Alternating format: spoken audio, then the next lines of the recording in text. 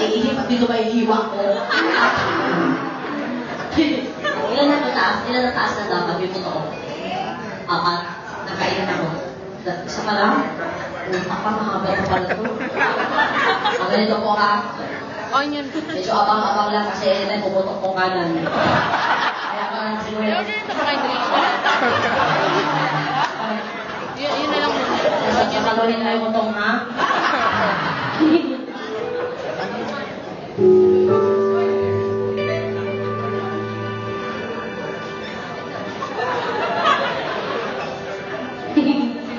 Bakit nakakakit yung bibig mo? Kuya,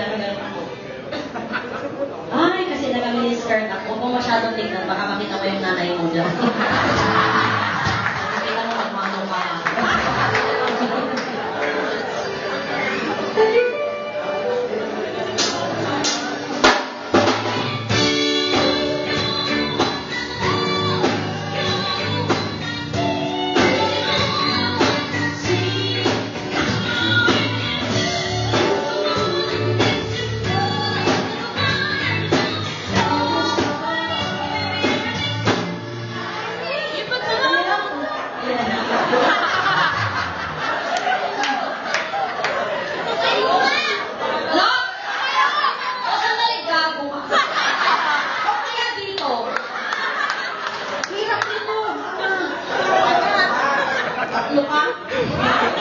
Sure? Sure ka? Dalawa mo muna yung keyboardista kasi kung ako kaya mo ba? Sige.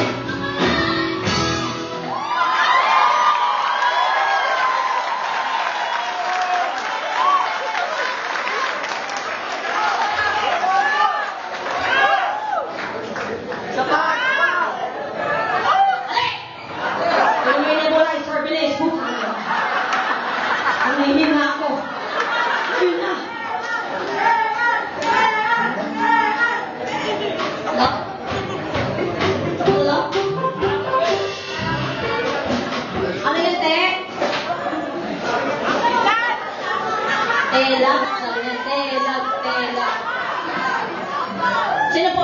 Isang may ilaw, may tinuturo sila. Baka may nag-collapse. Ano po yun? Ay, ha? Ano siya? Ano siya? Showdown? Showdown?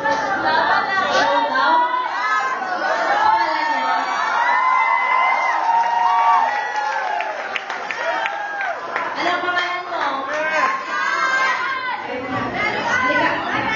Hello po, sir. Ay, sabi ko na lang. Balik na kayo. Ano pangalan, te? Isa-isa lang. Di ba yung tulad?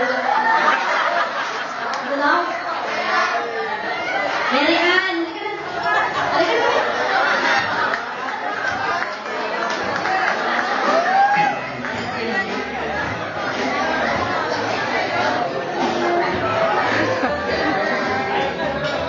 Mary Ann! Pumalakpak na yung mga tao. Yung susunod na palakpak nila, pag hindi ka tumayo, sa mukha ko dadapot ko. Pag hindi ka tumayo, papalasahin mo yung suso mo. Sige na. Tanggalin mo yung ilaw dyan kasi nahihiya siya. Halika na, Mary Ann. Halika na. Sige na. Hanggang nakakapakit na mga ayos na kasi. Ayan yung nanay ko. Nagiging nagiging. Sa nakikinig. Ayan!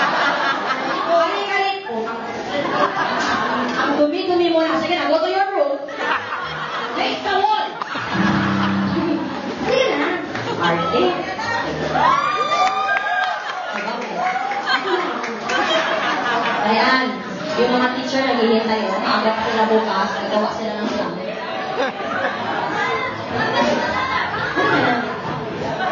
Halika na, o sige, isang kalakpakan na lang po Nelly. Nelly, alas ko. Nakakahiya, may bisita ako taga-Australia, huwag kang umarte. Hindi ka naman masyadong kagandahan. Halika na. Ano bang gusto mong intro? Yung parang, ladies and gentlemen, yung lahat ng magagandang adjectives. Sige. Lahat ng magagandang adjectives ang gusto para tumayo ako. Ladies and gentlemen, please welcome Marian. Wala akong maisip na magandang adjectives na bagay sa kanya. Halika na, tumayo ka na.